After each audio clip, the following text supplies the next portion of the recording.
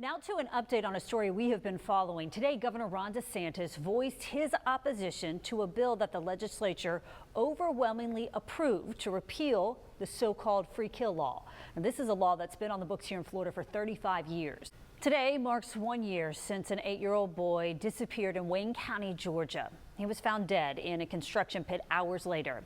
And tonight, family and friends of this little boy, Noah Bush, are honoring him with a memorial service at a church in Jessup.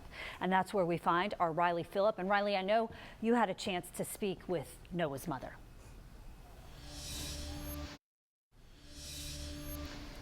So the iconic Sunray Center, we've been following the story for quite a while, and tonight, a facelift for this historic Five Points Theater. That's right. A music venue called Five is replacing the former Sunray Theater.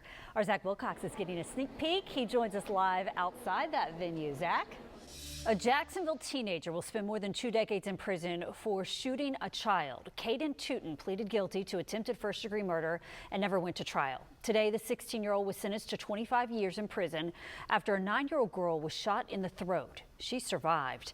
After he serves 25 years in prison, he will then have 2 years of community control with a GPS monitor and 3 years. Marks 1 year since 8-year-old Noah Bush disappeared in Jessup, Georgia. He was found dead in a construction pit hours later.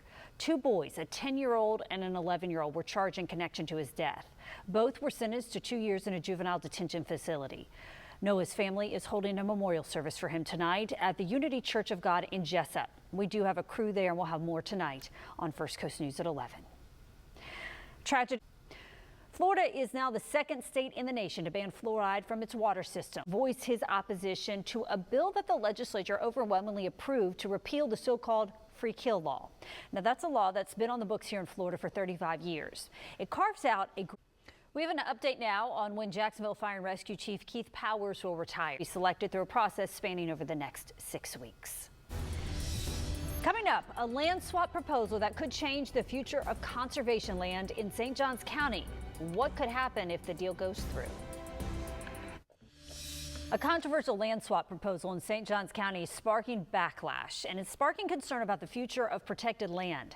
The plan would trade 600 acres from the Guana River Wildlife Management Area for about 3,000 acres of scattered property across Florida. Jessica Clark reports that a lot of people, including a state representative in St. Johns County, fear that if this land swap does go through, the conservation land could be developed. Now, legally, the application can ask for a conservation land swap because he owns land adjacent to protected land. Whether the state and ultimately the governor and the cabinet will approve it, that's yet to be decided. We have reached out to the agent for Upland LLC. We have not heard back, but we will keep following this story. Thank you. New music will fill one of Jacksonville's oldest buildings.